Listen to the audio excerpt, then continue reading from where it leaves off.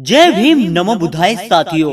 दोस्तों आज हम आपको अपनी इस वीडियो में बताने वाले हैं कि दोस्तों जिन्हें अछूत और नीच कहा जाता है और जिन्हें गाली भी दी जाती है, असल में इनकी सच्चाई जानकर आप लोग हैरान हो जाओगे। तो आइए मित्रों जान लेते हैं।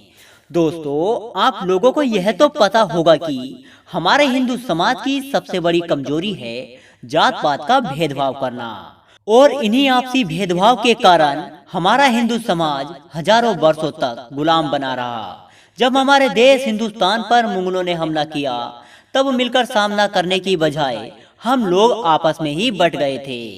यह खुलासा किया गया था कि जो क्षत्रिय है वो लड़ेगा और जो नीची जाति का है वह बैठकर तमाशा देखेगा। और जिन लोगों को हम नीची जाति का कहकर अपमानित करते रहे, चमार कहकर संबोधित करते रहे, और यहाँ तक कि हमारे पूर्वज जिन लोगों को छूने से भी कतराते थे, असल में वो लोग चबर वंश के क्षत्रिय हैं। इस बात का खुलासा विजय सोनकर ने अपनी एक किताब में किया था। जब भारत देश पर तुर्कियों का शासन हुआ करता था, उस समय चमार कहकर पुकारे जाने वाले इस वंश का भी भारत के पश्चिम भाग पर शासन हुआ करता था, और उस समय इस वंश के राजा थे चवर सेन। आजकल जिन लोगों को नीच जाति का और चमार कहकर संबोधित किया जाता है, इतिहास में उन्हें कभी ऐसे संबोधित नहीं किया जाता था। प्राचीन काल में ना तो चमार शब्द पाया जाता था और ना ही इस नाम की कोई जाति हुआ करती थी। चमार शब्द का प्रयोग सबसे पहले सिकंदर लोदी ने किया था। मुस्लिम लोग जब हिंदुओं पर दबाव डाल रहे थे और हिंदुओं पर अत्याचार कर रहे थे, तब चमार कहे जाने वाले इन्हीं लोगों ने मुस्लिम लोगों को करारा जवाब दिया था और उनके खिलाफ आवाज भी उठाई थी।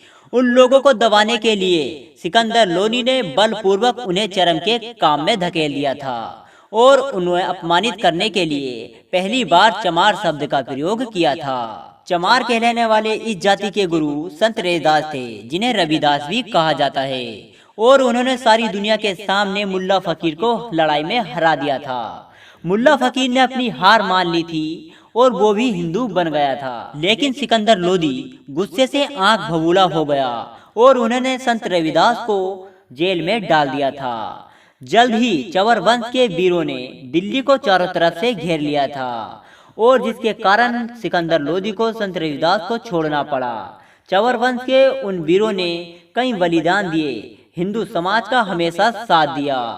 और सोचने वाली बात तो यह है कि इतना जुल्म सहन करने के बाद भी यह लोग हिंदू ही बने रहे। उन्होंने कभी भी इस्लाम को नहीं अपनाया, और हम हिंदुओं को अपने लोगों से ज्यादा भरोसा अंग्रेजों पर था, जिन्होंने झूठ बोलकर हमारे भाइयों को अछूत बना दिया। अगर हमारा हिंदू समाज आज टिका हुआ है तो उसमें सबसे बड़ा हाथ इन वीरों का है, जिन्होंने नीच कहलाना पसंद किया, दूसरों के नीचे काम करना पसंद किया, पर इस्लाम धर्म को कभी भी नहीं अपनाया।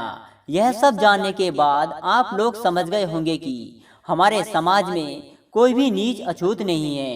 तो दोस्तों आपको यह जानकारी कैसी लगी, हमें कमेंट करके जरूर बताएं। जय भीम, जय भारत।